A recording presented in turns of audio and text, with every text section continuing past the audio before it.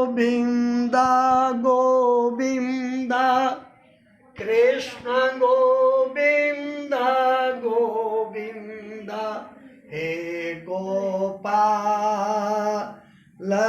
राधे कृष्ण गोविंद गोविंद कृष्ण गोविंद गोविंद कृष्ण गोविंद गोविंद कृष्ण गोविंद गोविंद कृष्ण गोविंद गोविंद हे गोपाल राधे कृष्ण गोविंद गोविंद हे गोपाल राधे कृष्ण गोविंद गोविंद कृष्ण गोविंद गोविंद कृष्ण गोविंद गोविंद कृष्ण गोविंद गोविंद कृष्ण गोविंद गोविंद हे गोपाल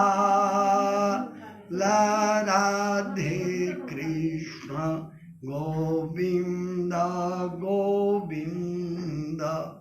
बोलिए सत्यनारायण भगवान की जय।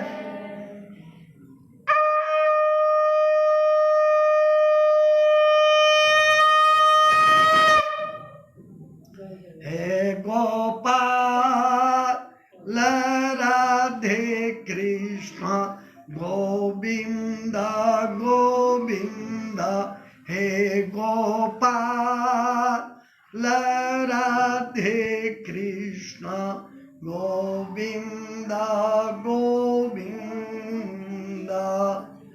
बोलिए सत्यनारायण भगवान की जय। ओम नारायणं नमस्कृत्य नरं चैव नरोत्तमं देवीं सरस्वतीं व्यासं ततो जयमुदीरयेत्। एकदा मुनयः सर्वे सर्वलोकहिते रता सुरं मेने मिसारम्ये गोष्ठी चक्रुर्मनोरमाम्। तत्रांतरे महातेजा व्यास शिष्यो महायशा सूत शिष्य गणैर्युक्ता समायातो हरिं स्मरं। ध्यान देंगे भारतवर्ष के परम पवित्र नैमिषारण्य तीर्थ में एक समय से 88,000 शौनकादि ऋषिगण उपस्थित हुए। उसी समय से व्यास जी के परम तेजस्वी शिष्य अपने मंडलियों के साथ भगवान नाम स्मरण करते हुए वहां आए। तमायांतम समालोक्य सूतम शास्त्रार्थपारगम नेमुः सर्वे समुत्थाय शौनकाद्यास्तपोधना सोपितं सहसा भक्त्या मुनिन् परम वैष्णवं ननाम दंडवद भूमौ सर्वधर्म विदंबरा वरासने महाबुद्धिस् तैर्दत्ते मुनि सत्तमा उवाच सदसो मध्ये सर्वे शिष्य गणैर्वृता तत्रोपविष्टं तं सूतं शौनको मुनि सत्तमा बद्ध्वांजलिरिमां वाच मुवाच विनयान्विता।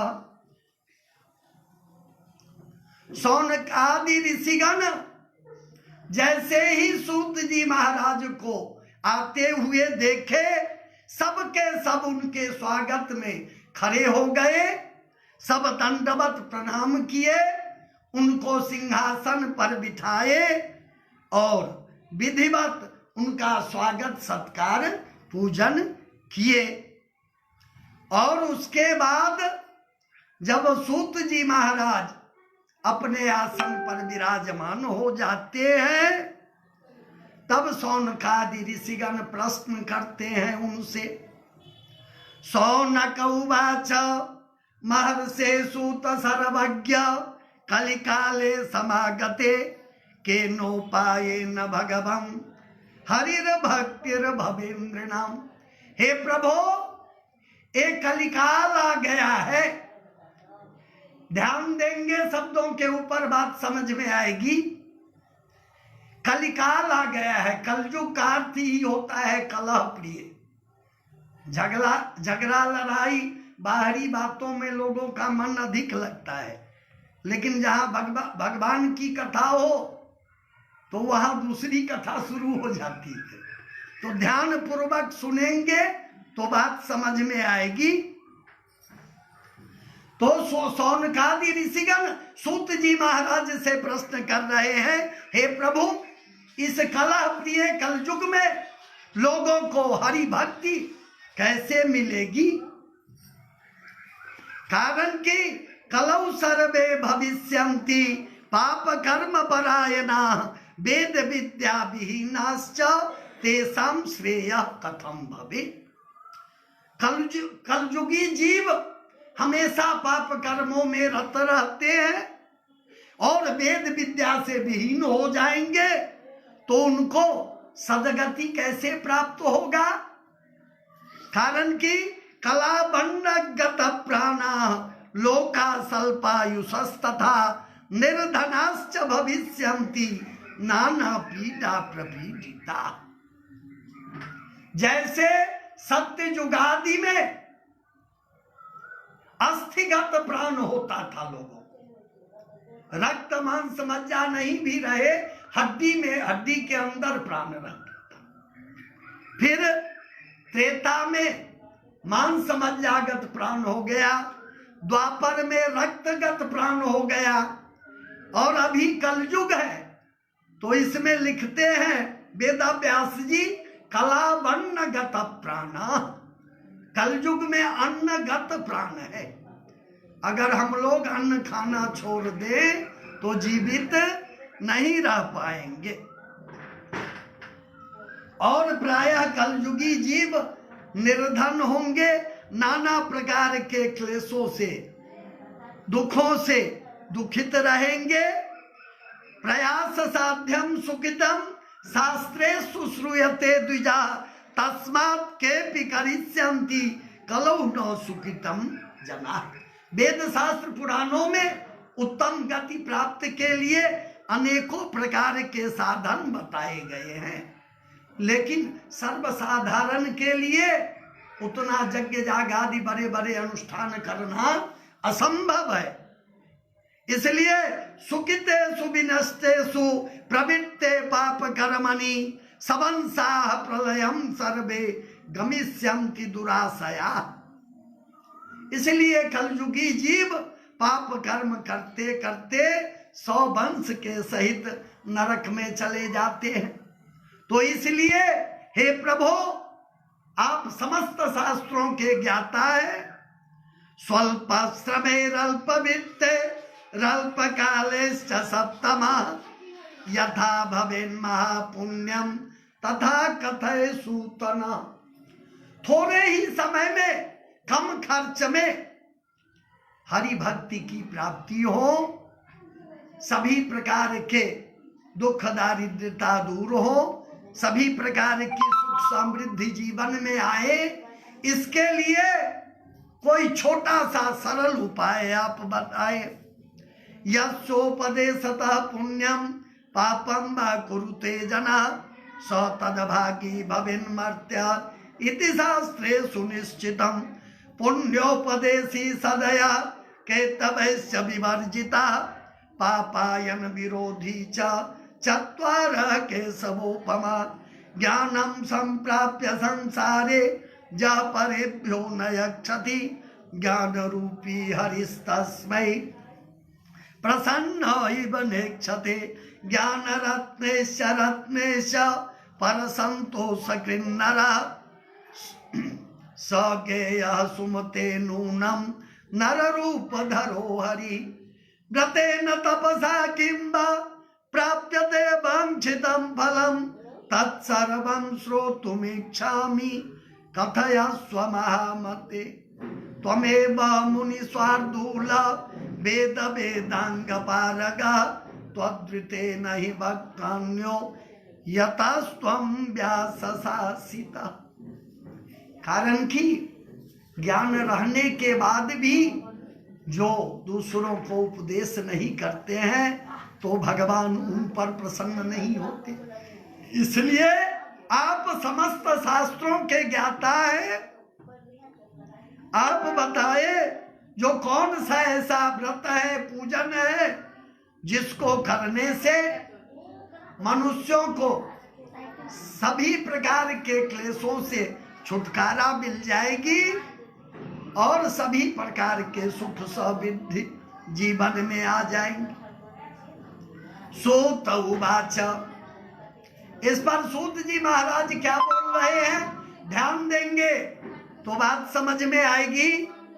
धन्योसि त्वं मुनि श्रेष्ठ त्वमेव वैष्णवाग्रणी यतः समस्त भूतानां हितं वाञ्छसि सर्वदा शृणु शौनक वक्ष्यामि यत्त्वया श्रोतुमिष्यते नारदेनैव मुक्तः सन् भगवान् कमलापति सुरर्षये यथेवा तच्छृणुध्वं समाहिता।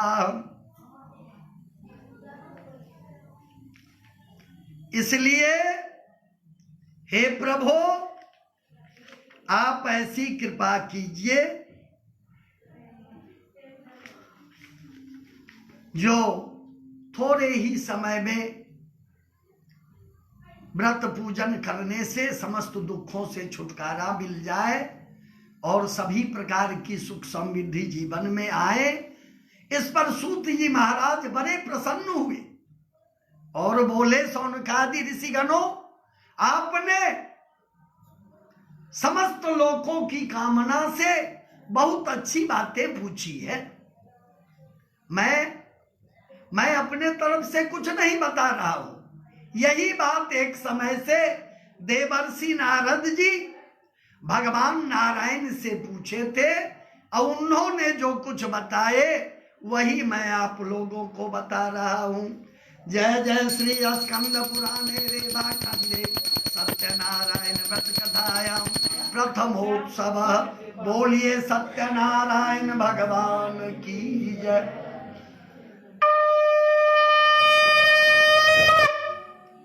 अथ द्वितीयोत्सव। एकदा नारदो जोगी परानुग्रह कांक्षया परजतन विविधान लोकान् मर्त्यलोकमुपागतः तत्र दृष्ट्वा जनाः सर्वे नाना दुःख समन्विताः नाना जोनि समुत्पन्नाः क्लिश्यन्ते पापकर्मभिः केनोपायेन चेतेषां दुःखनाशो भवेत् ध्रुवम् इति संचिन्त्य मनसा विष्णुलोकं गतस्तदा तत्र नारायणं देवं शुक्लवर्णं चतुर्भुजं शङ्खचक्र गदा पद्म वनमाला विभूषितं दृष्ट्वा तं देवदेवेशं स्तोतुं समुपचक्रमे। एक समय की बात है, देवर्षि नारद जी अनेकानेक लोकों में घूमते हुए इस मृत्यु लोक में आए और यहाँ के प्राणियों को अनेकों प्रकार के दुखों से दुखित देख करके तुरंत विष्णु लोक को गए और वहां जाकर के क्या देखते हैं, जो देवाधिदेव भगवान विष्णु शंख चक्र गदा पद्म लिए अपने सिंहासन पर विराजमान है। देवर्षि नारद जी साष्टांग दंडवत करके स्तुति करने लग जाते हैं। नारद जी क्या स्तुति करते हैं, नारदुवाच नमस्ते वाङ्मनोतीत रूपायानंत शक्तये आदिमध्यांतहीनाय निर्गुणाय गुणात्मने सर्वेषामादिभूताय भक्तानामार्तिनाशिने श्रुत्वा स्तोत्रं ततो विष्णुर्नारदं प्रत्यभासत। हे प्रभु, मन वाणी के द्वारा कोई आपका पार नहीं पा सकता।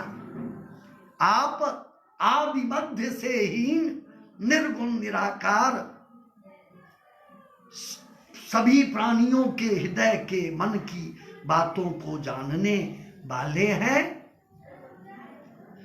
श्री भगवान उवाच, भगवान नारायण इस प्रकार की स्तुति सुन करके बोलते हैं।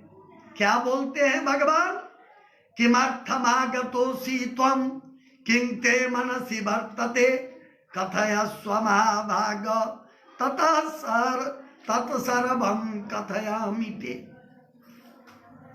हे देवर्षि, आपका शुभागमन कैसे हुआ, कृपया बताएं। नारद उवाच, इस पर देवर्षि नारद जी भगवान नारायण से बोल रहे हैं। मृत्युलोके जना सर्वे नाना क्लेश समन्विता नाना योनि समुत्पन्ना पच्यन्ते पाप कर्म भी तत्कथम समयेन्नाथ लघुपायेन तद्वद श्रोतुमिच्छामि तत्सर्वं कृपास्ति यदि ते मयि। प्रभो, मैं अनेक लोकों में घूमते हुए मृत्यु लोक में गया और वहां के प्राणियों को अनेकों प्रकार के दुखों से दुखित देख करके मैं आपके पास आया हूं, जो उन प्राणियों का दुख कैसे दूर हो। श्री भगवान उवाच, इस पर भगवान नारायण पुनः देवर्षि नारद जी से बोलते हैं। क्या बोलते हैं? साधु पृष्ठम त्वया वत्स लोकानुग्रह काम्यया यत् कृत्वा मुच्यते मोहात् तच्छृणुध्वं वदामि ते। व्रतमस्ति महत् पुण्यं स्वर्गे भुवि च दुर्लभं तव स्नेहान् मया विप्र प्रकाशीक्रियते धुना। मोह को नष्ट करने वाला उत्तम व्रत के बारे में मैं तुम्हें बता रहा हूं, जो स्वर्ग लोक मृत्यु लोक में दुर्लभ व्रत है। तुम्हारे स्नेह बस मैं उसको बता रहा हूं। सत्यनारायणस्येदं व्रतं सम्यक् विधानता कृत्वा सद्यः सुखं भुक्त्वा परत्र मोक्षमालभे। तच्छ्रुत्वा भगवद्वाक्यं नारद मुनिरब्रवीत्। भगवान नारायण बोले, जो सत्यनारायण भगवान का व्रत एवं पूजन कथा श्रवण जो कोई भी भक्ति भाव से करता है, उनको समस्त दुखों से छुटकारा मिल जाती है। नारद उवाच, इस पर पुनः देवर्षि नारद जी पूछते हैं, जो प्रभु आपने व्रत के बारे में तो बताया, लेकिन उसका क्या फल है, क्या विधान है? किम फलम किम विधानम च कृतं केन व्रतोत्तमं तत्सर्वं विस्तरात् ब्रूहि कदा कार्यं हि तद्व्रतम्। इस व्रत का क्या फल है, क्या विधान है, कब करना चाहिए, सो भी बताएं। श्री भगवान उवाच, इस पर भगवान नारायण पुनः देवर्षि नारद जी से बोलते हैं। दुख शोकादि शमनम धन धान्य प्रवर्धनम सौभाग्य संततिकरम सर्वत्र विजय प्रदम। सत्यनारायण व्रत कथा दुख शोक को दूर करने वाला, धन धान्य को बढ़ाने वाला सौभाग्य और संतान को देने वाला तथा सभी जगहों पर विजय प्रदान करने वाला व्रत पूजन है। यस्मिन् कस्मिन् दिने मर्त्यो भक्ति श्रद्धा समन्विता सत्यनारायणं देवं यजे तुष्टो निशा मुखे ब्राह्मणैर्बान्धवश्चैव सहितो धर्म तत्पर नैवेद्यं भक्तितो दद्यात् सपादं भक्ष्यमुत्तमं रम्भाफलं घृतं क्षीरं गोधूमस्य चूर्णकम् अभावे शालिचूर्णं वा शर्करा च गुडं तथा सपादं सर्वभक्ष्याणि एकीकृत्य निवेदयेत् विप्राय दक्षिणं दद्यात् कथां श्रुत्वा जनैः सह। जिस किसी दिन भी मन में भक्ति और श्रद्धा हो अपने बंधु बांधवों के सहित सभी प्रकार की पूजन सामग्रियों को एकत्रित करके भक्ति भाव से भगवान नारायण की पूजन करें, कथा श्रवण करें, ब्राह्मणों को दक्षिणा दे, सबको प्रसाद दे और स्वयं भी प्रसाद खाएं। ततश्च बंधुभिः सार्धं विप्रेभ्यः प्रतिपादयन् प्रसादं भक्षयेद् भक्त्या नृत्यगीतादिकं चरेत् ततस्तु स्वगृहं गच्छेत् सत्यनारायणं स्मरन्। और प्रसाद खा करके सभी लोग हरि स्मरण करते हुए अपने अपने घर को जाएं। एवं कृते मनुष्याणां वाञ्छा सिद्धिर्भवेत् ध्रुवं विशेषतः कलियुगे नान्योपायोऽस्ति भूतले कथां सम्यक् प्रवक्ष्यामि कृतं येन पुरा द्विजा कश्चित् काशीपुरीवासी विप्रयासीच्च निर्धन क्षुधा तृष्णाकुलो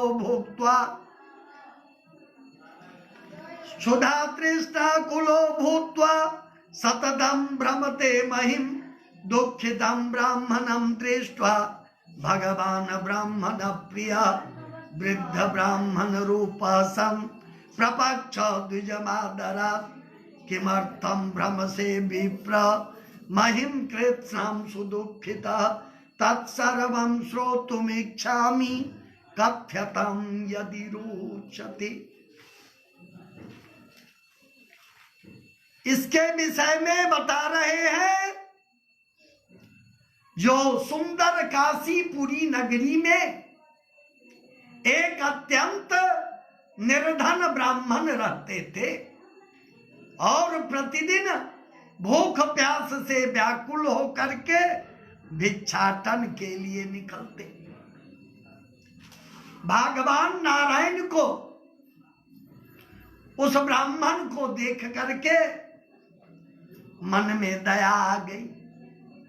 वैसे भी नारायण ब्राह्मणों से बहुत प्रेम करते हैं, इसीलिए कहा गया नमो ब्रह्मण्य देवाय। संपूर्ण संसार वाले नारायण को अपने देव मानते हैं, लेकिन वो नारायण ब्राह्मण को अपने देव के रूप में स्वीकार किए हैं।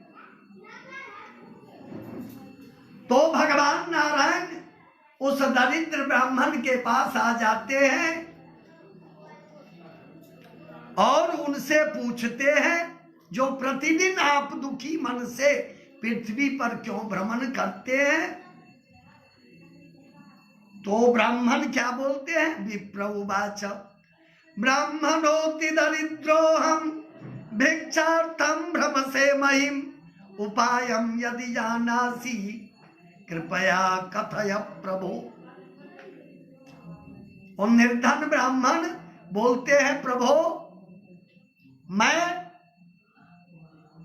अत्यंत निर्धन ब्राह्मण हूं, भिक्षाटन के लिए प्रतिदिन निकलता हूं, इससे छुटकारा पाने का उपाय अगर आप कुछ जानते हो तो कृपया बताएं। वृद्ध ब्राह्मण उवाच बूढ़े ब्राह्मण के रूप में जो साक्षात नारायण थे वो बोल रहे हैं। क्या बोल रहे हैं? सत्यनारायणो विष्णुर वांछितार्थ फलप्रद तस्य त्वं द्विज शार्दूल कुरुस्व व्रतमुत्तमम् यत्कृत्वा सर्व दुःखेभ्यो मुक्तो भवति मानव विधानश्च व्रतस्यास्य विप्राय भाष्य संगतम् सत्यनारायणो देवस् तत्रैवान्तर्धीयत। भगवान नारायण जो वृद्ध ब्राह्मण के रूप में थे, उस निर्धन ब्राह्मण से बोलते हैं, जो हे ब्राह्मण देवता, साक्षात विष्णु स्वरूप सत्यनारायण भगवान की पूजा विधि पूर्वक बंधु बांधवों के साथ करे, व्रत करे, कथा श्रवण करे, जिससे आपको समस्त दुखों से छुटकारा मिल जाएगी। और व्रत के विषय में विधान भी बता करके, और वो तो ब्राह्मण, बूढ़े ब्राह्मण के रूप में साक्षात नारायण थे, वहीं अंतर ध्यान हो गए। इति ततः प्रातः करिष्यामि व्रतं मनसि चिंतितम् इति संचिन्त्य विप्रोसो रात्रौ निद्रां न चालभ। उस दरिद्र ब्राह्मण को, बूढ़े ब्राह्मण की बात को मन में चिंतन करते हुए पूरी रात उनको नींद भी नहीं आई, और प्रतिज्ञा किया, जो कल भिक्षाटन में जो कुछ मिलेगा उसी से मैं भगवान नारायण की पूजा करूंगा।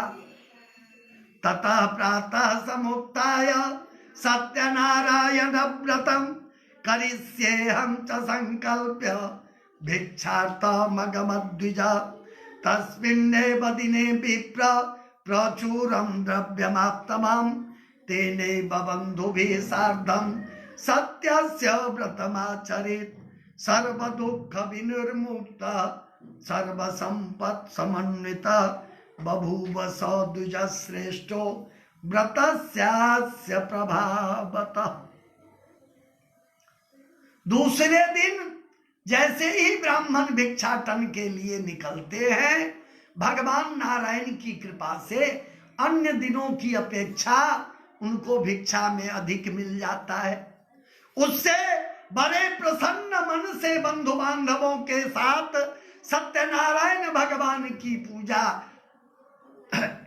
करके कथा श्रवण करते हैं, जिससे उनको समस्त दुखों से छुटकारा मिल जाती है। इतना ही नहीं, ब्राह्मणों में उनको श्रेष्ठ ब्राह्मणों में उनकी गिनती होने लग जाती है, और वो ब्राह्मण देवता भी ततः प्रभृति कालंच मासी मासी व्रतम कृतम, उसी रोज से सुख समृद्धि से संपन्न होने के बाद और निर्धन ब्राह्मण प्रत्येक महीने संक्रांति या पूर्णमासी को भगवान नारायण की पूजन एवं कथा श्रवण करने लग गए। सूत उवाच, सूत जी महाराज नैमिषारण्य में सौनकादि 88,000 ऋषिगणों से बता रहे हैं। एवं नारायणात् देवात् व्रतम ज्ञात्वा द्विजोत्तमः सर्व पाप विनिर्मुक्तो दुर्लभम मोक्षमाप्नुयात् व्रतम चेदद यदा विप्र पृथिव्यां संचरिष्यति तदेव सर्व दुःखं हि नराणां च विनश्यति एवं नारायणेनोक्तं नारदाय महात्मनि। सूत जी महाराज बोले, जो ब्राह्मण इस जीवन के समस्त सुख समृद्धियों को भोग करके अंत में दुर्लभ मोक्ष को प्राप्त किए, इतना ही नहीं, इस पृथ्वी पर जो कोई भी भक्ति भाव से भगवान नारायण की पूजन कथा श्रवण करेंगे तो वो भी उनको भी समस्त दुखों से छुटकारा मिल जाएगी और सभी प्रकार की सुख समृद्धि आ जाएगी। सूत जी बोल रहे हैं, सौनकादि ऋषिगणों, भगवान नारायण ने देवर्षि नारद जी को जो कुछ बताए थे वही कथा मैं आप लोगों को बताया हूं। जय जय श्री स्कंद पुराणे रेवा खंडे सत्यनारायण व्रत कथायाम द्वितीयोत्सव। बोलिए सत्यनारायण भगवान की जय।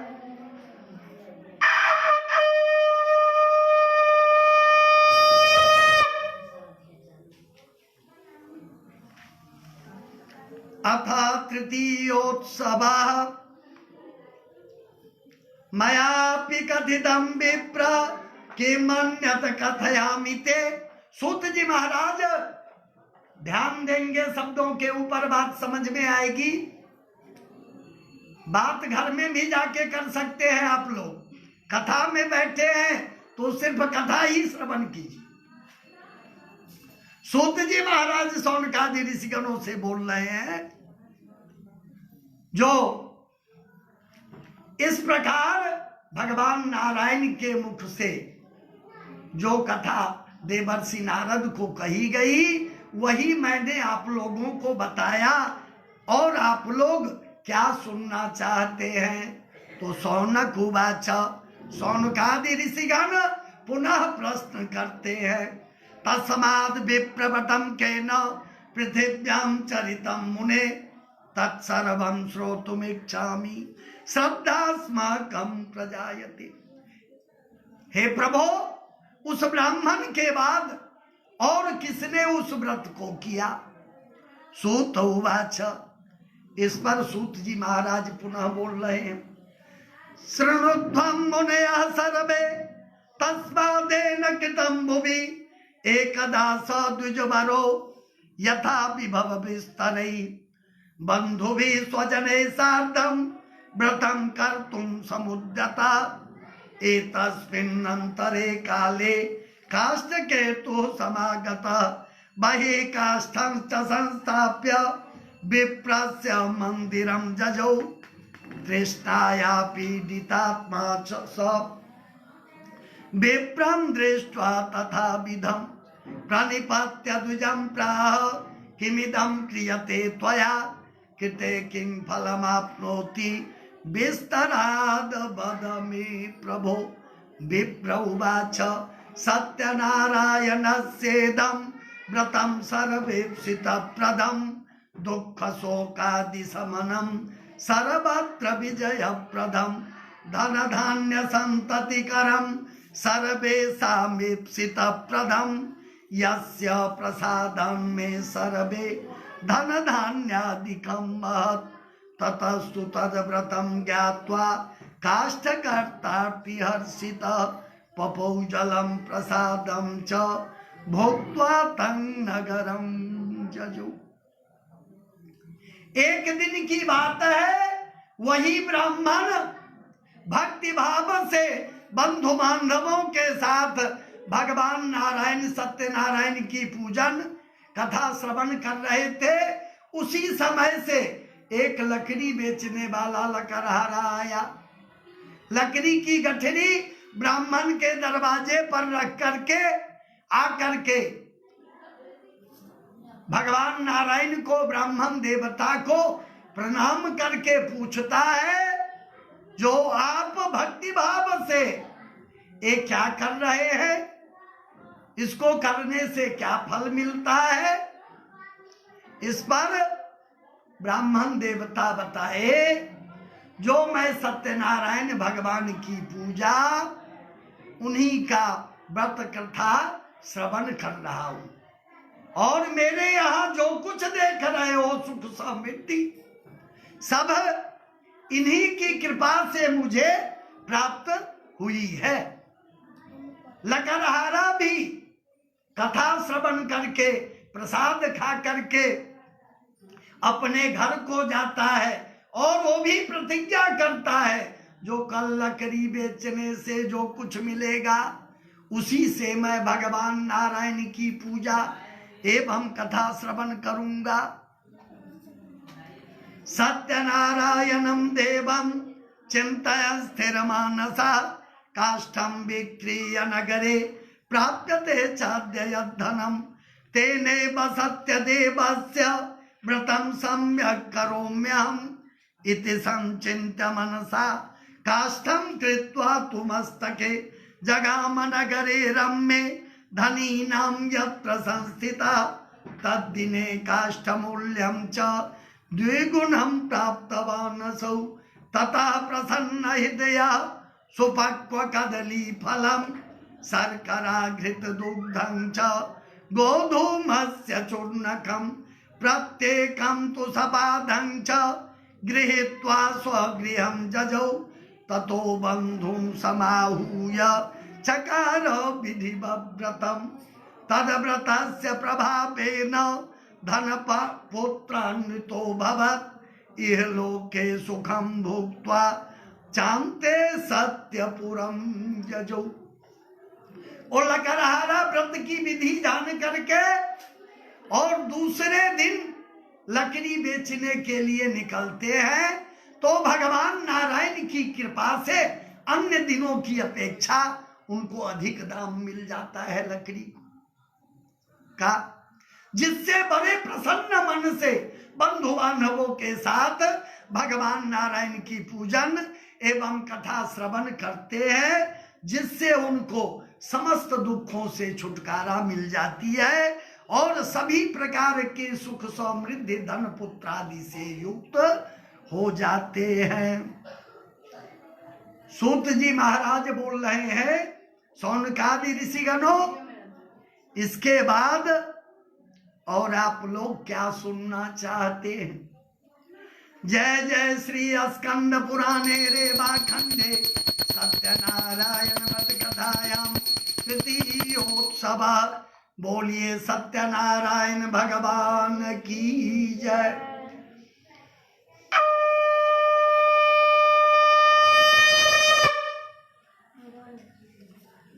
ओम नमो भगवते वासुदेवाय। अथ चतुर्थोत्सव। अब सूत जी महाराज पुनः आगे की कथा बता रहे हैं। आसीदोलुका मुखो नाम नृपतिर्बलिनाम्बर जितेन्द्रिय सत्यवादी जजौ देवालयं प्रति दिने दिने धनं दत्त्वा द्विजं संतोषयन् सुधी भारजातस्य प्रमुग्धा च सरोजवदना सती सत्यव्रतं भद्रशीला सिन्धुतीरे करोन्मुने एतस्मिन्नन्तरे तत्र साधुरेकः समागतः वाणिज्यार्थं बहुधने रत्नाद्ये परिपूरितं नावं संस्थाप्य तत्तीरे जगाम तत्तटं प्रति दृष्ट्वा तत्र व्रतं सम्यक् प्रपच्छ विनयान्विता। साधुरुवाच किमिदं कुरुते किमिदं कुरुषे राजन् भक्तियुक्तेन चेतसा प्रकाशं कुरु तत्सर्वं सोत्तमेक्षामि सम्प्रतम्। ध्यान देंगे, उल्कामुख नाम के जितेंद्रिय सत्यवादी राजा थे। एक दिन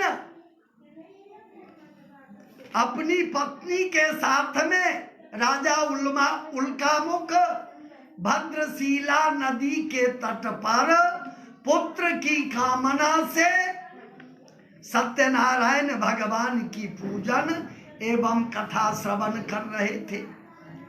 उसी समय से एक साधु नामक व्यवसायी व्यापारी,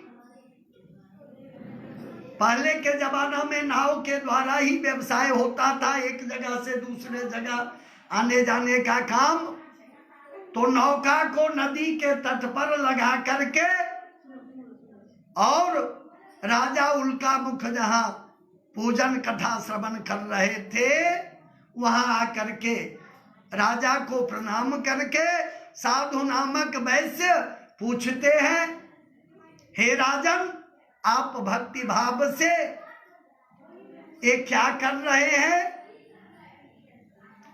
तो इस पर उल्कामुख नामक राजा बोले, जो मैं पुत्रादि की कामना से सत्यनारायण भगवान का व्रत पूजन कथा श्रवण कर रहा हूं। इस पर साधु नामक वैश्य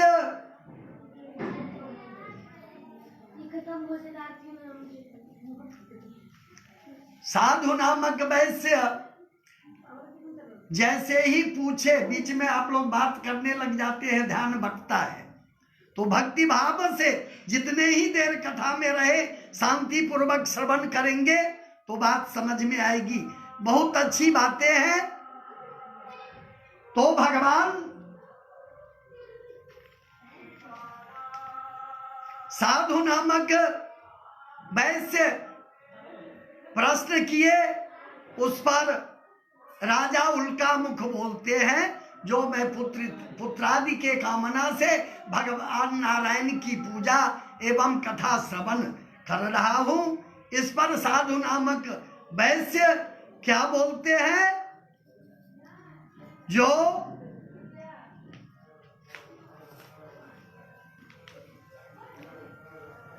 ममापि संततिर्नास्ति सत्यमेतद्ब्रवीम्यहम् ततो विधानतो राजा कथयामास तद्व्रतम् राज्ञो मुखाद् व्रतं श्रुत्वा परम हर्षमवाप्तवान् ततो निवर्त्य वाणिज्यात् सानन्दो गृहमागता भार्यायै कथितं सर्वं व्रतं सन्ततिदायकं तदा व्रतं करिष्यामि यदा मे सन्ततिर्भवेत् कस्मिंश्चित् दिवसे तस्य भार्या लीलावती सती गर्भयुक्तानन्दचित्ता भवद्धर्मपरायण पूर्णे गर्भे ततो जाता बालिका चाति निर्मला दिने दिने वर्धमाना शुक्ल पक्षे यथा शशि।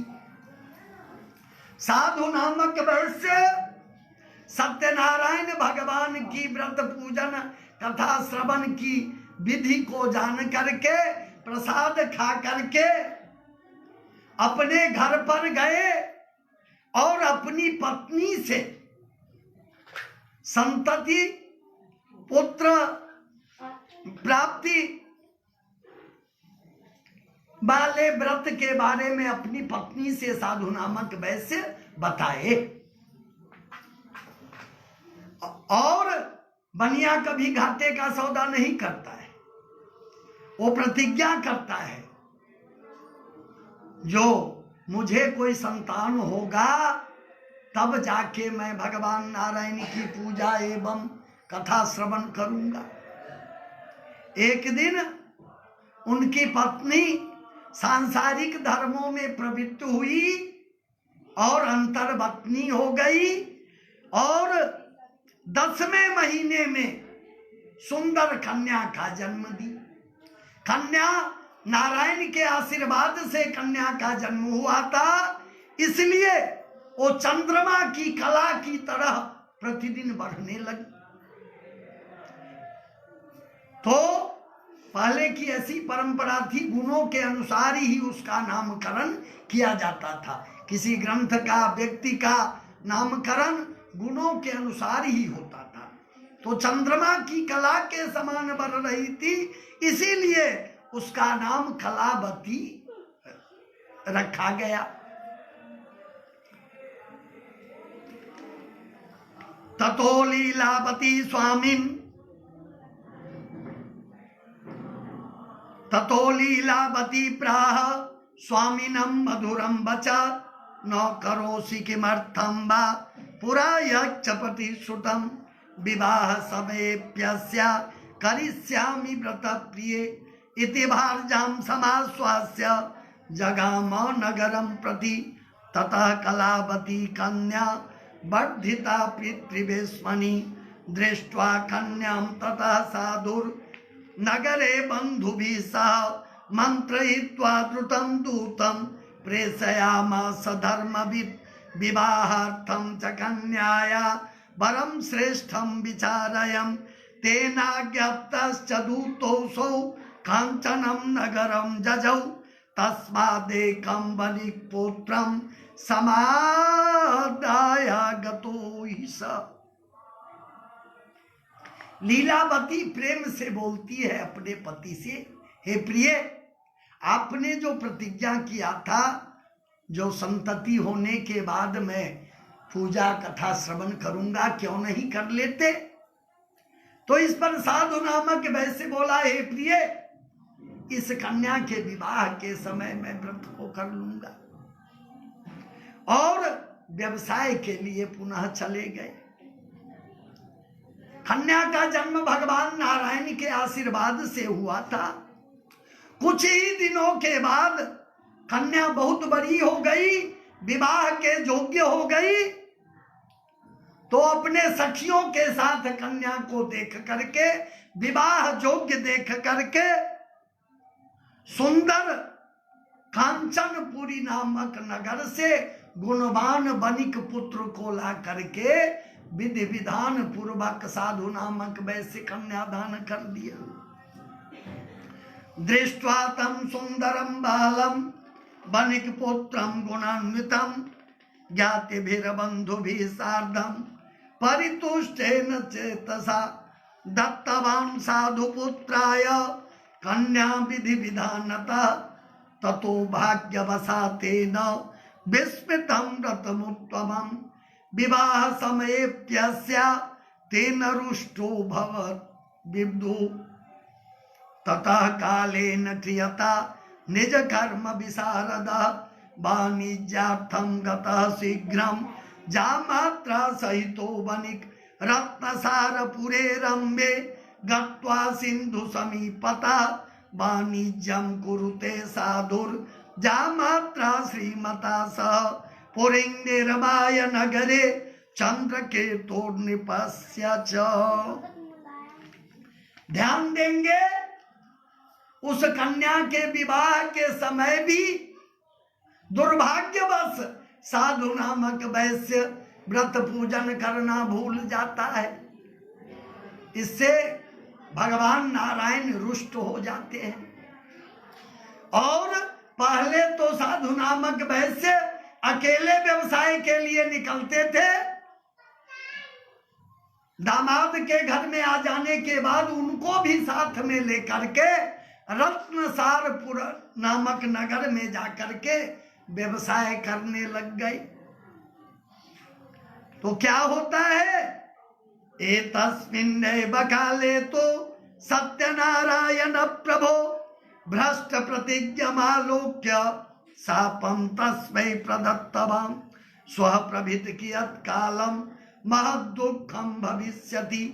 तस्मिन्नेव दिने राज्ञो धनमादाय तस्करा तेनैव वर्त्मना याता पृष्ठदेशं विलोकयन् तेन दूतान् समाहूय निजमाज्ञां च दत्तवान् तत्पश्चाद्धावकान् दूतान् दृष्ट्वा भीतेन चेतसा धनं संस्थाप्य तत्रैव गता शीघ्रमलक्षिता ततो दूता समायाता यत्रास्ते सज्जनो वनिक दृष्ट्वा नृपधनं तत्र बद्ध्वा दूता वनिक सुतौ हर्षयुक्ता धावमाना ऊचुर नृप समीपता तस्करौ दो समानीतो विलोक्या ज्ञापय प्रभो तेना ज्ञप्तस्ततः शीघ्रं दृढं बद्ध्वा तुता भुवौ स्थापितव्यो महादुर्गे कारागारे विचारयन्। जब रत्नसारपुरी नामक नगर में दोनों ससुर दामाद व्यवसाय करने लग गए, भगवान नारायण देखे ये तो भ्रष्ट प्रतिज्ञा है, बार बार प्रतिज्ञा करता है और भूल जाता है, साप दे दिए उनको। क्या हुआ, जहां पर दोनों ससुर दामाद व्यवसाय कर रहे थे वहां राजा के यहां चोरी हो जाती है। चोर राजा के धन को लेके भागता है, सिपाही पीछे करने लग जाता है, सिपाही को देख करके जहां दोनों ससुर दामाद ठहरे हुए थे, वहीं पर चोर क्या करता है, राजा का धन वहीं छोड़ करके चोर भाग जाता है, और साधु नामक वैश्य और उनके दामाद उसी अभियोग में पकड़े जाते हैं और उनको घोर कारागार में डाल दिया जाता है। जय जय श्री स्कंद पुराणे रेवा खंडे श्री सत्यनारायण व्रत कथायाम चतुर्थोत्सव। बोलिए सत्यनारायण भगवान की जय।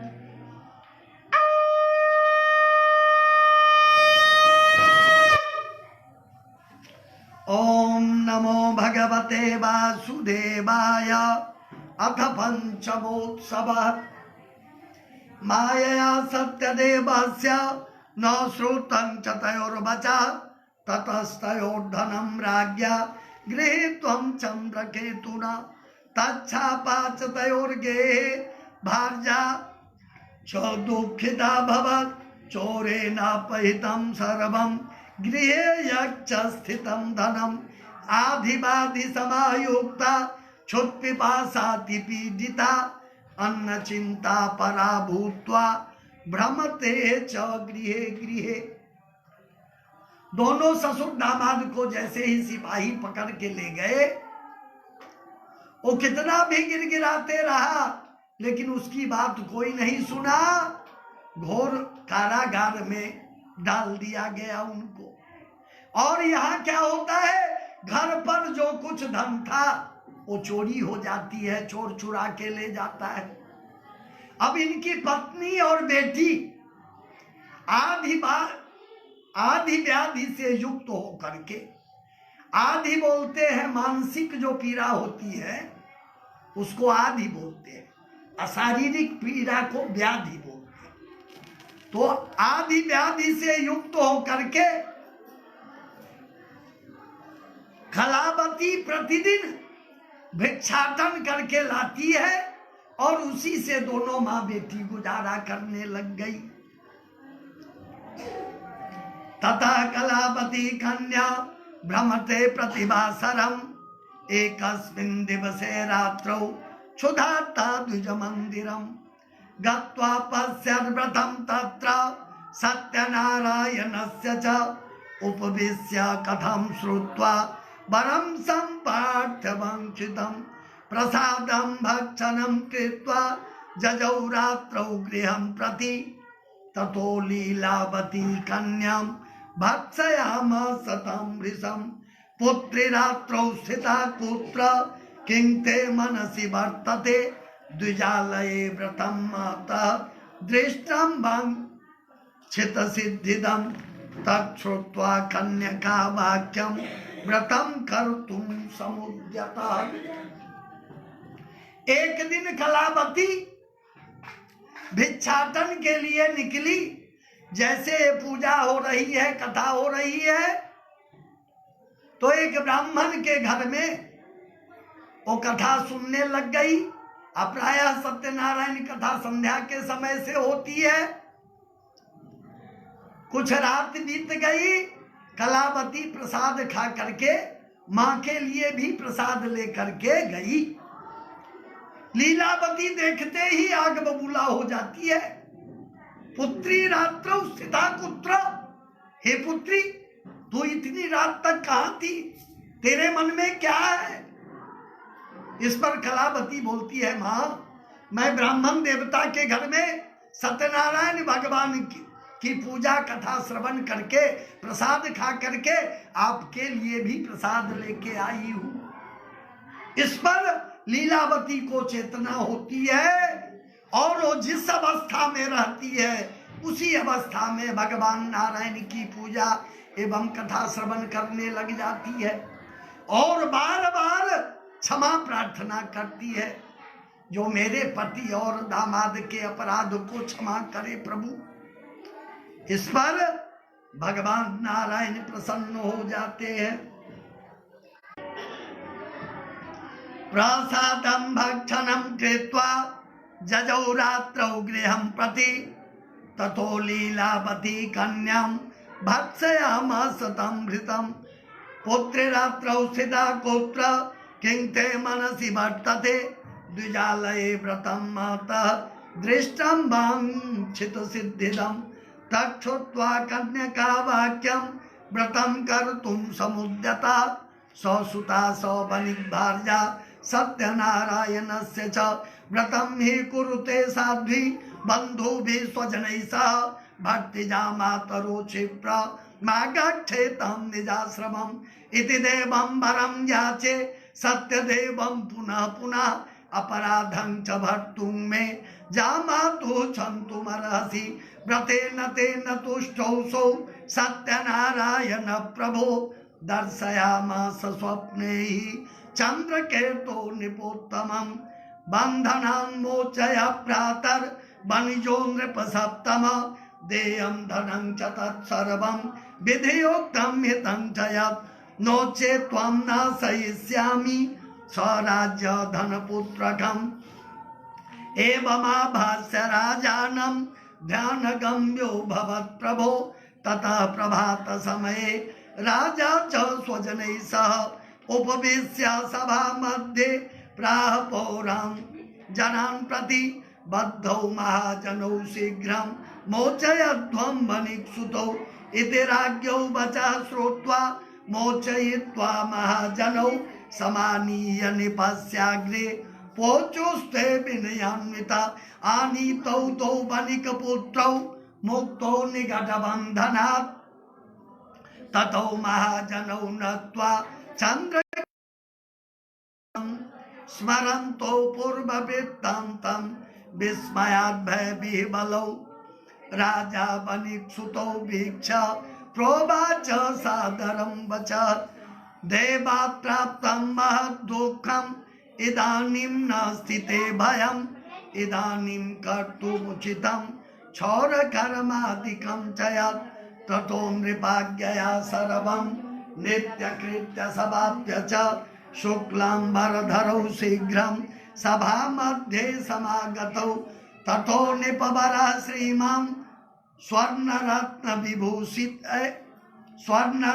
विभूषणे पुरस्कृत्य वनिक्पुत्रौ वचसा प्रीणयन् भृशं पुरानीतं च यद्द्रव्यं द्विगुणीकृत्य दत्तवान् प्रोवाच ततो राजा गच्छ साधो निजाश्रमं राजानं प्रणिपत्याह गंतव्यं त्वत्प्रसादतः। जैसे ही लीलावती कलावती भक्ति भाव से भगवान नारायण की पूजा की, कथा श्रवण की, क्षमा प्रार्थना की, तो भगवान नारायण प्रसन्न हो गए और राजा चंद्रकेतु को स्वप्न दिखाते हैं, हे राजन, आपके कारागार में जो दो बंदी हैं वो चोर नहीं है, व्यवसायी है, धोखे से आपके कारागार में चले गए हैं, उनसे जो धन लिए हैं वो दे करके सम्मान पूर्वक उनको विदा करें, नहीं तो आपके धन राज्य पुत्र सब नष्ट हो जाएंगे। राजा चंद्रकेतु सुबह उठते ही मंत्री सभासदों को बुलाते हैं और स्वप्न की बात बताते हैं और दोनों ससुर दामाद को कारागार से मुक्त करा करके, क्षौर कर्म करवा करके, वस्त्र आभूषण से अलंकृत करवा करके जितना धन लिए रहते हैं उनसे उससे डबल दे करके सम्मान पूर्वक उनको विदा करते हैं। और ओ साधु नामक वैश्य भी राजा को प्रणाम करके चल देते हैं, जो आपकी कृपा से मैं चल रहा हूँ। जय जय श्री स्कंद पुराणे रेवा खंडे सत्यनारायण व्रत कथायां पंचमोत्सव। बोलिए सत्यनारायण भगवान की जय।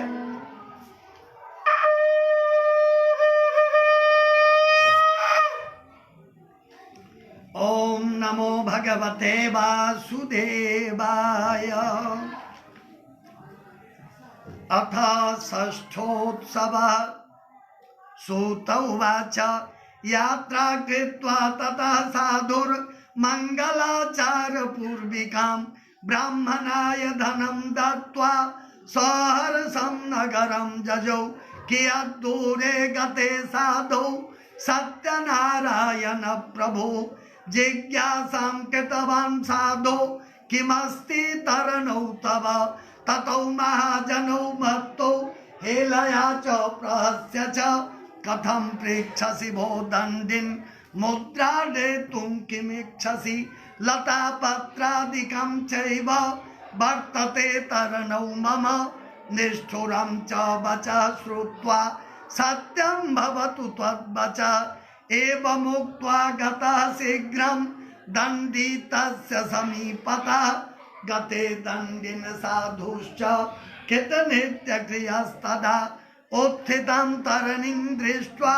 विस्मयं परमं जजौ लतापत्रादिकं चैव मूर्छितो न्यपतद्भुवि लब्धसंज्ञो वणिकपुत्रः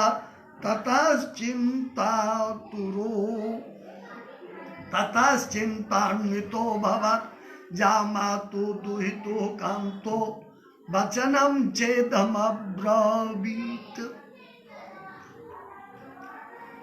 साधु नामक वैश्य मंगलाचरण करके ब्राह्मणों को दान देते हुए वहां से नाव को लेकर के अपने नगर के तरफ चल देते हैं। कुछ ही दूरी पर जाने के बाद सत्यनारायण भगवान एक दंडी सन्यासी के वेश में जाकर के साधु नामक वैश्य की परीक्षा लेते हैं, जो वही साधु है कि इनमें कुछ बदलाव आया। पूछते हैं, जो हे साधु आपके नाव में क्या है? तो इस पर साधु नामक वैश्य बोलते हैं, हे दंडी, क्या आपको कुछ लेने की इच्छा है? मेरे नाव में तो कुछ नहीं है, लता पत्रादि भरे हुए हैं। इस पर वो दंडी सन्यासी स्वयं सत्यनारायण भगवान थे, बोले तुम्हारी वाणी सत्य हो। और भगवान नारायण दंडी रूप में वहां से जाकर के एक वृक्ष के नीचे बैठ गए आसन लगा के।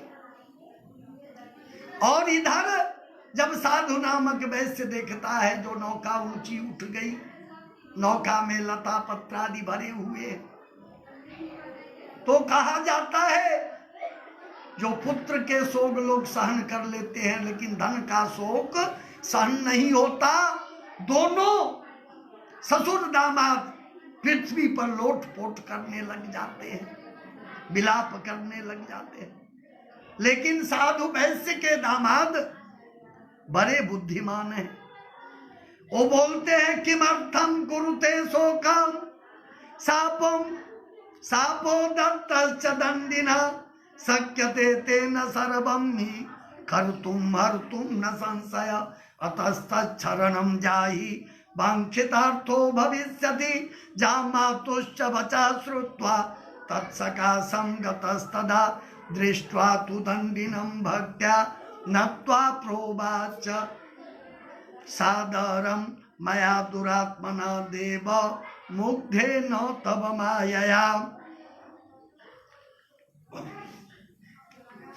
यदुक्तं त्वदवचो नाथ दोषं मे क्षन्तुमर्हसि यतः परहिताः सर्वे क्षमासारा हि साधव पुनः पुनस्त्वतो नत्वा रुरोध शोकविह्वल तमुवाच ततो दण्डी विलपं तं विलोक्य च मारोदि शृणु मे वाक्यं मम पूजा बहिर्मुख मामवज्ञाय दुर्बुद्धे लब्धं दुःखं मुहुर्मुहुः तच्छ्रुत्वा भगवद्वाक्यं स्तुतिं कर्तुं समुद्यतः।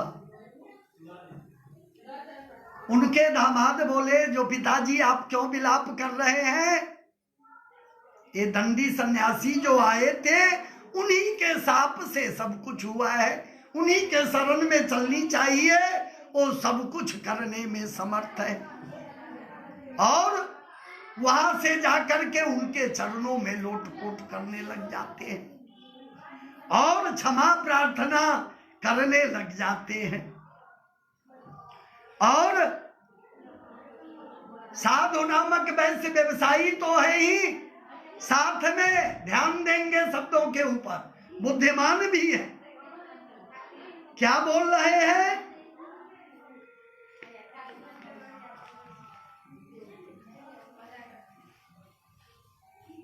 साधु नामक वैश्य क्या प्रार्थना कर रहे हैं भगवान नारायण से? त्वन माया मोहिता सर्वे ब्रह्माद्या स्त्री दिवौकस न जानन्ति गुणम रूपम तवाश्चर्यमिदं प्रभो मूढ़ो हम प्राक् कथम जाने मोहितस्तव मायया प्रसीद पूजयिष्यामि यथा विभव विस्तरे। कृपया शांति बना करके रखेंगे, बस 10-5 मिनट में कथा पूरी हो जाएगी। कृपया शांति बना के रखेंगे। साधु नामक वैश्य बोल रहे हैं, जो प्रभु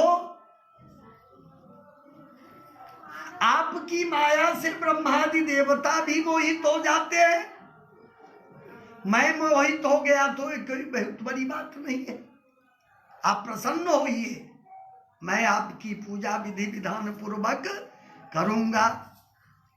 पुत्रम वित्तम च समृद्धिम प्राहिमं शरणागतम श्रुत्वा स्तवादिकं वाक्यम परितुष्टो जनार्दन वरं च वंक्षितं दत्त्वा तत्रैवान्तर्धीयत ततौ सो नाभमारुह्य दृष्ट्वा रत्नादिपूरितम्। जैसे ही साधु नामक वैश्य क्षमा प्रार्थना किए, भगवान नारायण आशीर्वाद दे के अंतर ध्यान हो गए और साधु वैश्य का नौका रत्नादि से पूर्ण हो गया।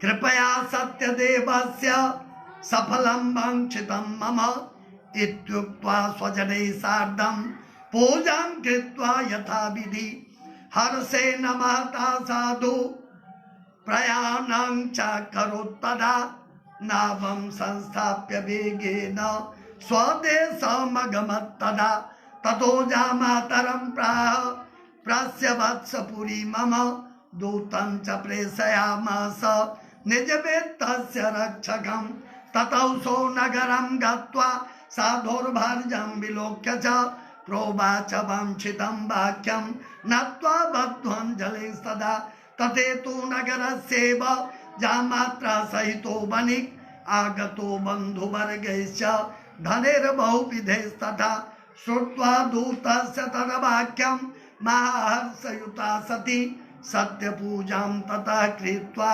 प्रोवाच तनुजां प्रति व्रजामि शीघ्रमागच्छ साधु संदर्शनाय च इति मातृवचः श्रुत्वा व्रतं कृत्वा समाप्य च प्रसादं च परित्यज्य गता सापि पतिं प्रति तेन रुष्टः सत्यदेवो भर्तारं तरणीं तथा संहृत्य च धनैः सार्धं जले तस्मिन्न्यवज्जयेत् ततः कलावती कन्या नावलोक्य निजं पति शोकेन महता तत्र रुदन्ती चापतद्भुवि दृष्ट्वा तथा विधं कन्यां न दृष्ट्वा तत्पतिं तरिं भीते नमः साधु किमाश्चर्यमिदं त्विति चिन्त्यमानश्च ते सर्वे बभूवुस्तरिवाहका ततो लीलावती साध्वी दृष्टा च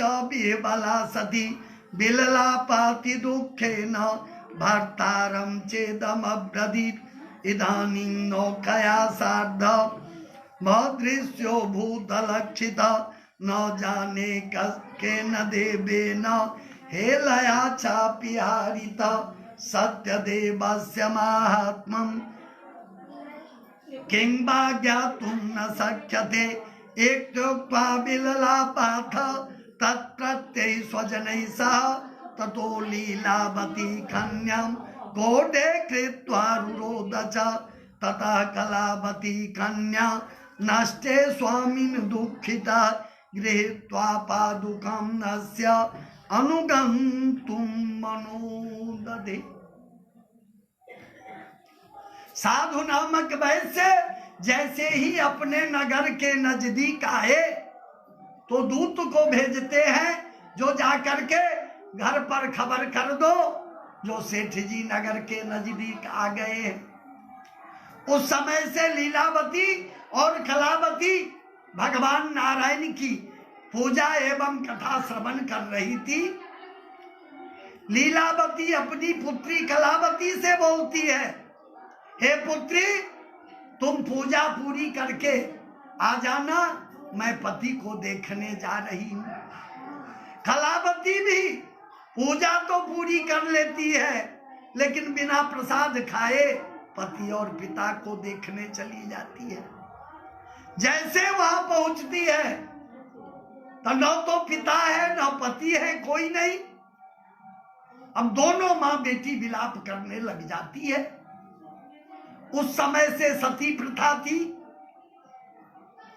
कलावती अपने पति के खराम लेकर के सती होने की तैयारी करने लग गई। कन्याया चरितम दृष्ट्वा सौभार्य सज्जनो बनिक अतिशोकेन संतप्त चिंतयामास धर्मविद हितो हि सत्य देवेन जामाता सत्यमायया सत्य पूजं करिष्यामि यथा विभव विस्तरे इति सर्वान् समाहूय कथयंश्च मनोरथं नत्वा च दण्डवद भूमौ सत्यदेवं पुनः पुनः ततस्तुष्टः सत्यदेवो गगनात् वनिजं प्रति जगाद वचनं ते चेदं नैवेद्यां चावमन्य च आगता स्वामिनं द्रष्टुम् अतो दृश्यो भवत्पति गृहं गत्वा प्रसादं च भोक्त्वा चायाति चेत् पुनः लब्धभर्तृसुता साधो भविष्यति न संशय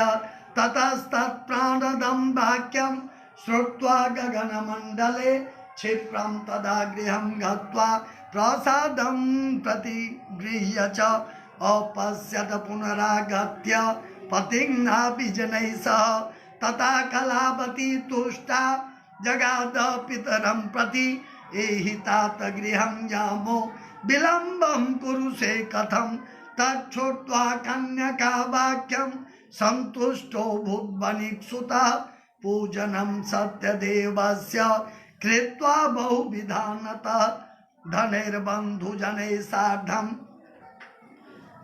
जगाम निज मंदिरं मासी मासी च संक्रांत्यां पूजां कृत्वा यथा विधि इह लोके सुखं भोक्त्वा चान्ते सत्यपुरं जजौ अथ चान्यत् प्रवक्ष्यामि शृणोध्वं मुनि सप्तमा। जैसे ही कलावती पति के खराओं को लेकर के सती होने की तैयारी करने लग गई, लीलावती लगी विलाप करने, भगवान नारायण से क्षमा प्रार्थना करने लग गई, जो प्रभु मेरे अपराध को क्षमा करे, आप प्रसन्न हो, मैं अपनी शक्ति के अनुसार आपकी पूजा कथा श्रवण करूंगी।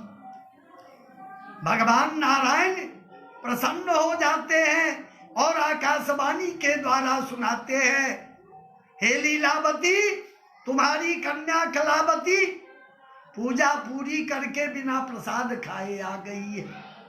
अगर ये घर जा करके प्रसाद खा करके आ जाएगी तो तुम्हारे पति और दामाद सबके सब मिल जाएंगे। आकाशवाणी के बात सुनते ही कलावती दौड़ती हुई जाती है, घर पर प्रसाद खा करके जैसे ही आती है पिता और पति सबके सब मिल जाते हैं और बड़ी भक्ति भाव से भगवान नारायण की पूजा कथा श्रवण करके अपने घर को जाते हैं और इस लोक के समस्त सुखों को भोग कर अंत में सत्य लोक को जाते हैं। जय जय श्री स्कंद पुराणे रेवाखंडे सत्यनारायण व्रत कथायां षष्ठोत्सव। बोलिए सत्यनारायण भगवान की जय।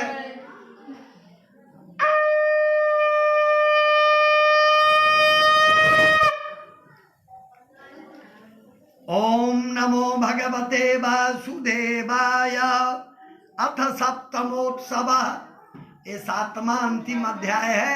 शांति बनाए रखे, थोड़ा शांति। आसिद वंशध्वजो राजा प्रजापालन तत्पर प्रसादम सत्यदेवस्य त्यक्त्वा दुःखमवापस। एकदा स वनं गत्वा हत्वा बहुविधान् मृगान् आगत्य वटमूले च दृष्ट्वा सत्यस्य पूजनं गोपाः कुर्वन्ति सन्तुष्टा नित्यगीतपरायणाः। राजा दृष्ट्वा तु दर्पेण नागतो ननामस। ततो गोपगणाः सर्वे प्रसादं नृपसन्निधौ संस्थाप्य पुनरागत्य भुक्त्वा सर्वेप्सितप्रदं तत्प्रसादं प्रणिपत्य राजा दुःखमवाप्तवान्। तस्य पुत्रशतं नष्टं धनधान्यादिकं च यत् सत्यदेवेन तत्सर्वं नाशितं मम निश्चितम्। अतस्तत्रैव गच्छामि यत्र देवस्य पूजनं मनसेति विनिश्चित्य जजौ गोपाल सन्निधिं। ततौ सौ सत्यदेवस्य पूजां गोपगणैः सह भक्ति श्रद्धान्वितो भूत्वा चकार विधिना निप। तद्व्रतस्य प्रभावेन धनपुत्रान्वितो भवत्। इहलोके सुखं भोक्त्वा पश्चात् सत्यपुरं जजौ। ध्यान देंगे, एक वंशध्वज नाम के राजा थे। अपने प्रजा को पुत्रों के समान पालन करते थे। एक दिन शिकार के लिए निकले जंगल में। थक जाने के बाद एक वट वृक्ष की छाया में आकर के बैठ जाते हैं। वहां क्या देखते हैं? जो ग्वाल बाल भगवान सत्यनारायण की पूजा कर रहे हैं और कथा श्रवण कर रहे हैं। राजा अभिमान बस न तो वहां जाते हैं, यहां तक कि भगवान नारायण को नमस्कार तक भी नहीं करते। लेकिन ग्वाल बाल देखते हैं जो मेरे राजा साहब आए हैं, पूजा पूरी करके सबसे पहले प्रसाद लेकर के राजा के पास आते हैं। राजन, ये सत्यनारायण भगवान का प्रसाद है, ग्रहण करें। राजा अभिमान बस मैं ग्वालों का प्रसाद कैसे खाऊं? अपने राजधानी को चले जाते हैं। जैसे ही पहुंचते हैं तो देखते हैं जितने धन पुत्रादि राज्य सब नष्ट भ्रष्ट पड़े हुए हैं।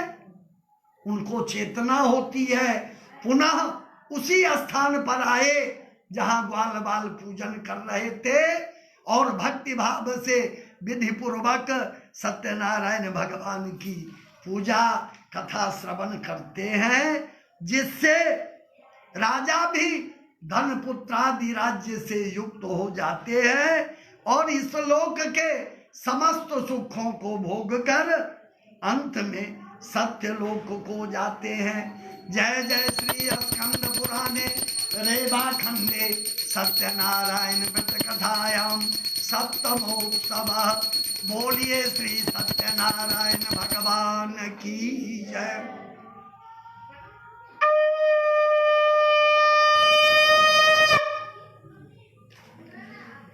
ये अपने मिथिला के अनुसार इतनी ही कथा है।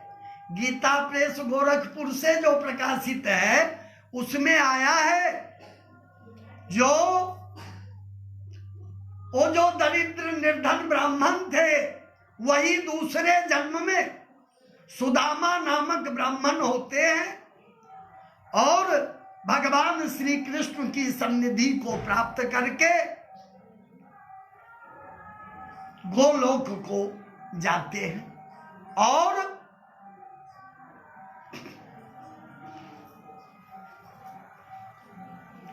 उल्का मुख नाम के जो राजा थे वही दूसरे जन्म में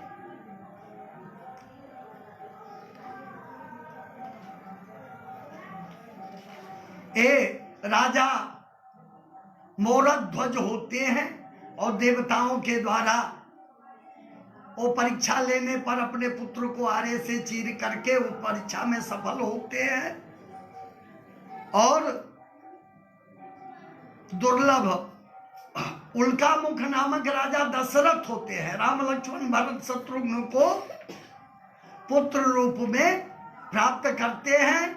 और वो लकड़ी बेचने वाला जो लकड़हारा था वही रामावतार में केवट होते हैं। भगवान राम की सन्निधि प्राप्त करके दुर्लभ मोक्ष को प्राप्त करते हैं। और ये जो वंशध्वज नाम के राजा थे वही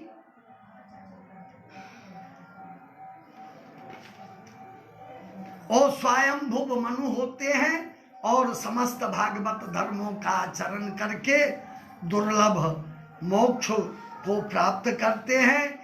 ग्वाल बाल जो कथा किए थे वही भगवान कृष्ण के बाल सखा के रूप में होते हैं और उनके साथ दुर्लभ गोलोक को जाते हैं।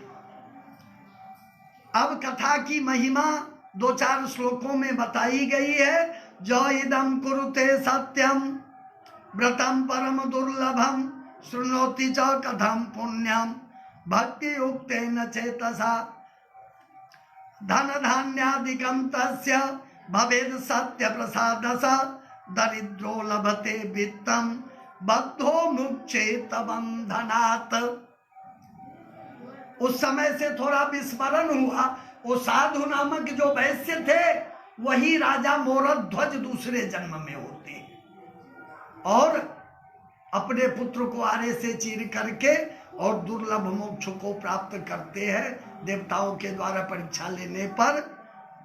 तो कहा जाता है जो कोई भक्ति भाव से सत्यनारायण भगवान की पूजा करेंगे, कथा श्रवण करेंगे, उनको भी समस्त दुखों से छुटकारा मिल जाएगी, सभी प्रकार की सुख समृद्धि आ जाएगी जीवन में।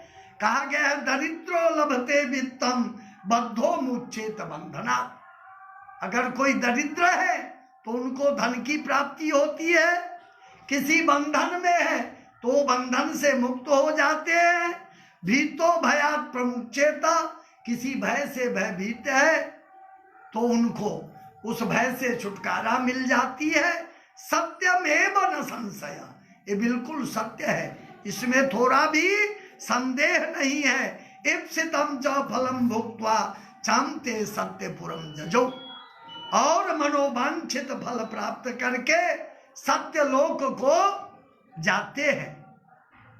इति वह कथितम विप्रा सत्यनारायण व्रतम यत्कृत्वा सर्व दुखेभ्यो मुक्तो भवति मानव।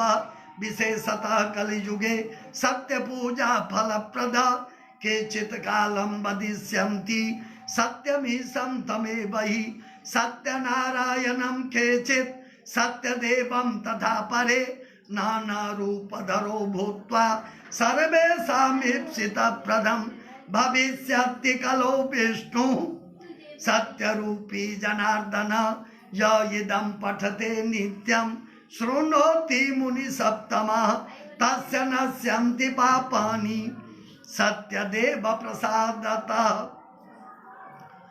तो जिनकी जैसी कामना होती है उन कामनाओं की पूर्ति हो जाती है। उन्हीं को कोई सत्यदेव बोलते हैं, कोई सत्यनारायण बोलते हैं, कोई ईश बोलते हैं, कोई काल बोलते हैं। अनेकों रूपों में भगवान नारायण आकर के इस धराधाम पर हम लोगों को का कल्याण किया करते हैं। और जो कोई भी भक्ति भाव से उनकी पूजा कथा श्रवण करते हैं उनको भी सभी प्रकार की सुख समृद्धि जीवन में आ जाती है, सभी प्रकार के दुखों से मुक्त हो जाते हैं। ध्यान देंगे, हमारे ललित जी बड़े सौभाग्यशाली हैं जो आज पूर्णमासी भी है, सोमवार भी है, शिव जी का अभिषेक भी हो गया, सत्यनारायण की पूजा और कथा भी हो गई। सबसे पहले क्या होता है, जैसे सूर्यादि गणपत्यादि पंचदेवता विष्णु पूजन के बाद शुभ संकल्प किया जाता है। संकल्प में क्या बोलते हैं हम लोग? विष्णुर विष्णुर विष्णु। भगवान विष्णु जो है अधित सत्य है, सृष्टि से पहले भी थे, सृष्टि के समय से भी है और सृष्टि के बाद भी वही रहेंगे।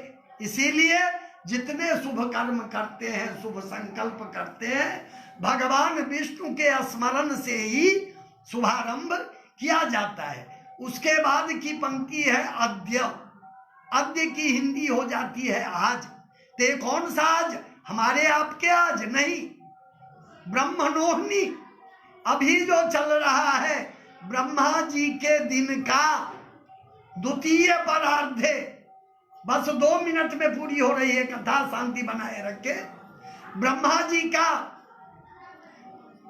जी के दिन का दोपहर के बाद वाला समय अभी चल रहा है, उसी में वैवस्वत मनवंतर है और 28तमे कलयुगे।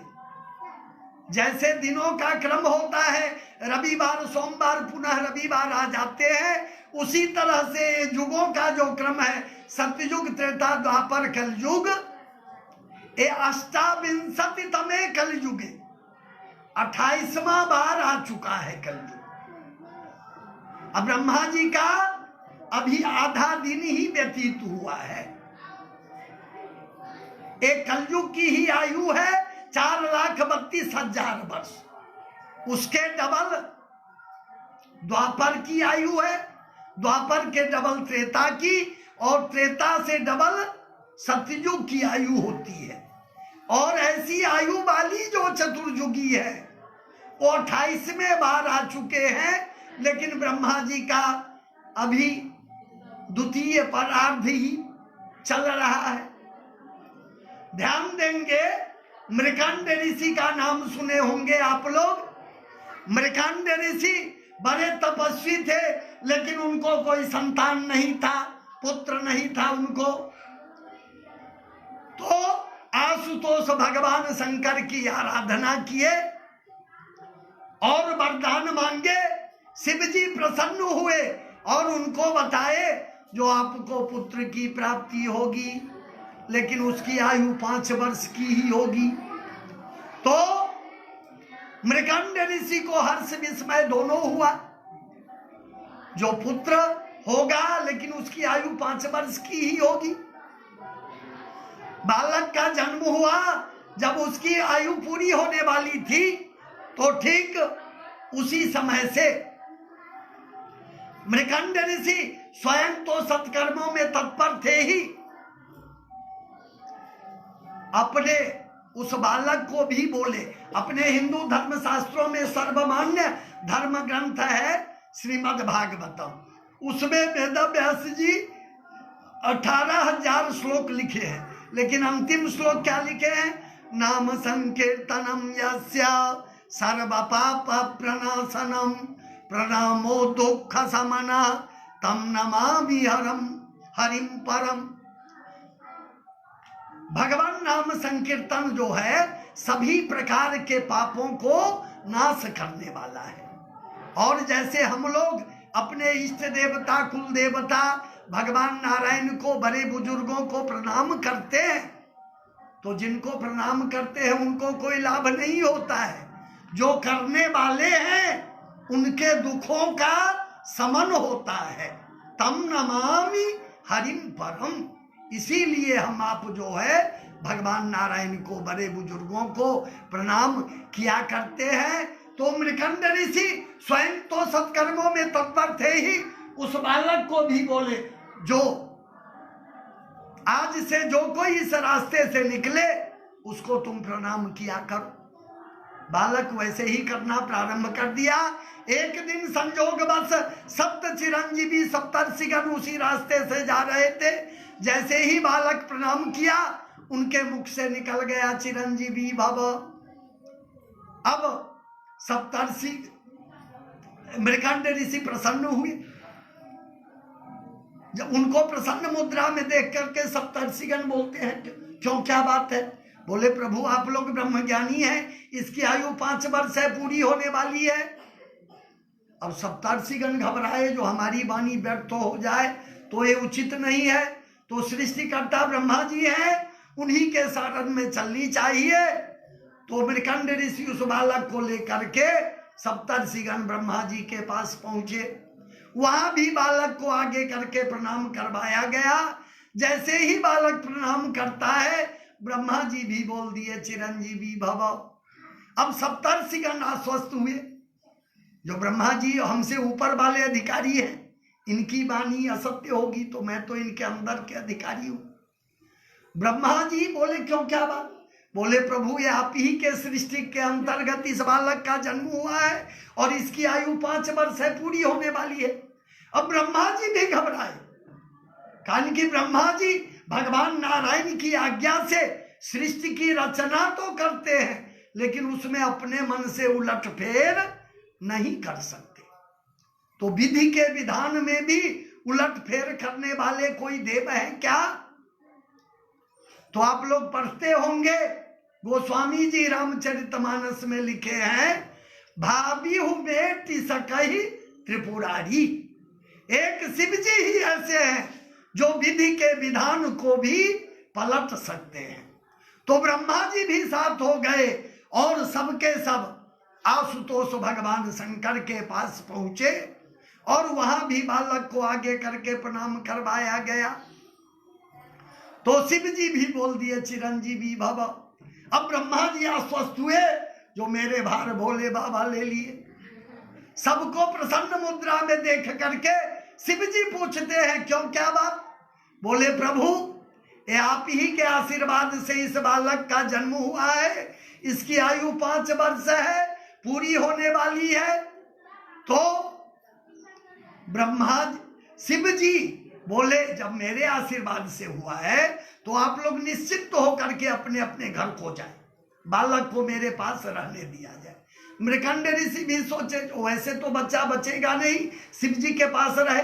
सबके सब अपने अपने घर वापस आ जाते हैं और शिव जी उस बालक को निर्देश करते हैं। बेल के पत्ते जो है बिल्लु पत्र, बोले जो शिवलिंग के ऊपर ओम नमः शिवाय, ओम नमः शिवाय, ओम नमः शिवाय इस प्रकार बोल के चढ़ाया करो। वो बालक वैसे ही करना प्रारंभ किया। जैसे ही 5 वर्ष की इस लोक की जो गणना है उसके अनुसार जैसे ही 5 वर्ष का समय पूरा हुआ, जम के दूत अपने पास बंधन लेकर के वहां पहुंच गए। क्या होता है, किसी प्राणी को लेने के लिए जो जमदूत जमराज आते हैं तो घर परिवार वाले उनको नहीं देख पाते हैं, लेकिन जिनको लेने के लिए आते हैं वो देखते हैं।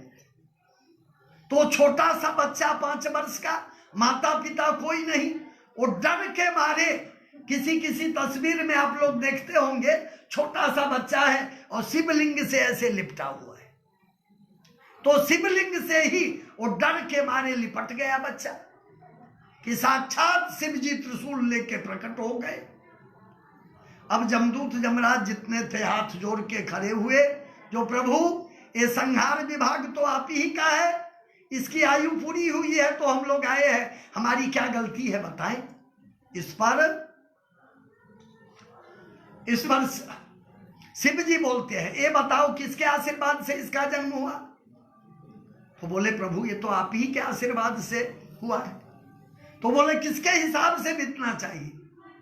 तो बोले जब आपके आशीर्वाद से हुआ है तो आप ही के हिसाब से बीतना चाहिए। तो शिव जी बोल रहे हैं सुनो, ब्रह्मा जी के एक दिन में बीतत कल्प अनेक। जब ब्रह्मा जी का एक दिन व्यतीत होता है तो अनेकों कल्प बीत जाते हैं, और 10 ब्रह्मा बीते बने तो शंकर का दिन एक। ब्रह्मा एक पोस्ट है, जैसे राष्ट्रपति इससे पहले प्रणब मुखर्जी थे, अभी कोविद है, उसी तरह से ब्रह्मा 10 ब्रह्मा का कार्यकाल पूरा हो जाता है तो शिव जी का एक दिन होता है। तो बोले ऐसे दिन को मास करो, मास को करो वर्ष, और ऐसे 5 वर्ष तक बालक जिए सहर्ष। इस प्रकार का जो दिन है उसको महीना बनाओ, महीने को वर्ष बनाओ, और ऐसे 5 वर्ष तक बालक खुशी पूर्वक जिए। अब जमदूत जमराज जो थे हाथ जोड़ के खड़े हुए, प्रभु जब आपके एक दिन में 10 ब्रह्मा का कार्यकाल पूरा हो जाता है तो हम लोग तो करोड़ों की संख्या में बदलेंगे। इसी घटनाक्रम से सप्त चिरंजीवी तो पहले से ही थे। कौन कौन? अश्वत्थामा बलिर्व्यासो हनुमांश्च विभीषण कृपा परशुरामश्च सप्ते ते चिरजीविना। अश्वत्थामा राजा बलि, वेदव्यास जी, परशुराम जी, कृपाचार्य जी, हनुमान जी और विभीषण जी, 7 चिरंजीवी पहले से ही थे। इसी घटनाक्रम से मार्कंडेयो तथाष्टम, मृकंड के पुत्र जो मार्कंडेय, जिनकी आयु 5 वर्ष की थी, शिव जी के आशीर्वाद से 8वें चिरंजीवी में उनकी गिनती होती है। कहा जाता है जो सृष्टि के लय होने पर भी उनका विनाश नहीं होता, इतनी लंबी आयु हो गई। अधिक समय नहीं लूंगा, अब भगवान नाम स्मरण करके हवन करके आरती करेंगे। हे गोपाल राधे कृष्ण गोविंद गोविंद, कृष्ण गोविंद गोविंद, कृष्ण गोविंद गोविंद, कृष्ण गोविंद गोविंद, कृष्ण गोविंद गोविंद। हे गोपाल राधे कृष्ण गोविंद गोविंद। बोलिए सत्यनारायण भगवान की जय।